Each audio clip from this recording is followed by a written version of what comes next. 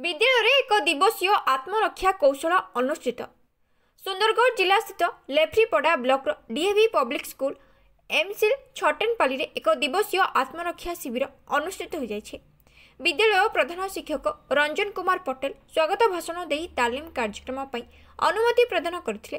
पर जिलार अग्रणी अनुष्ठान जनसेवा गोष्ठी समिति जोगी मालर सुदक्ष कोच मानक द्वारा प्राय 50 जन छात्र छात्री को तालीम देथिले। आत्मसुरक्षार विभिन्न प्रकार कौशल सहित मार्शल आर्टर मध्य अनेक गुड़िए कौशल तालीम देथिले। छात्र छात्री माने किपरि निजको निजे सुरक्षा करिपारिबे ता सहित वर्तमान परिप्रेक्ष्य रे आत्मसुरक्षा तालीम नेबा जरूरी विषय रे कोच लिप्सा षडंगी विभिन्न उदाहरण दे समस्त को बुझाइथिले।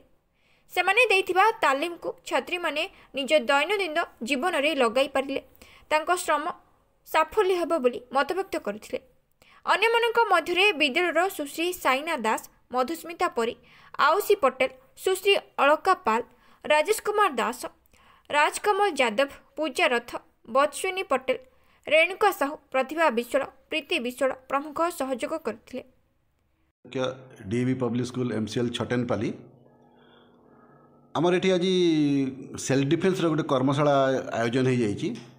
यार इंस्ट्रक्शन आसीला आम एमसीएल हेडक्वार्टर रु कि जिते गुड़ी एमसीएल स्कूल अच्छी आज किसी ना कि गोटे प्रोग्राम करेंगे और से बाबद को आज आम पाई सेल्फ डिफेन्स को बाछीलु। से आम जनसेवा समिति जेएसएस जोगीमाल रो श्री सुशांत कुमार चौधरी को जोगाजोग करूँ।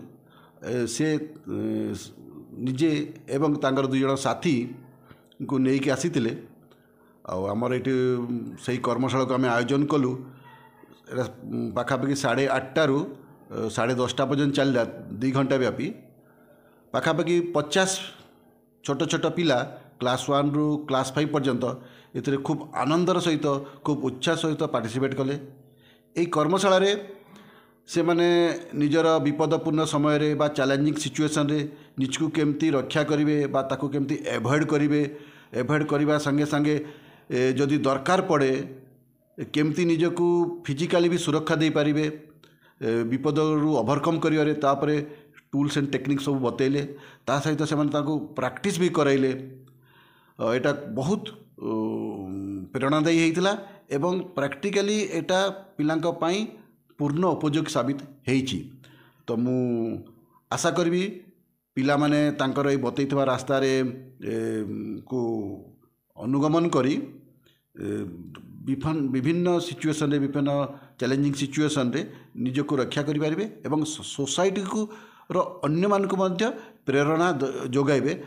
सेथरु आमे माने निजको सेल्फ डिपेंडेंट करि पारिबा बा आमे जो पेरेंट मानकर सब सदा सर्वदा गोटे कनसर्न रोची आम पिला छुआ मैंने बाहर को जाऊँच से केमती करेंगे कौन करेंगे तांकर ये जो टिप्स ये जो कर्मशाला तांकर पूर्ण फायदा मिल एवं से माने उपयोगी साबित हेबे।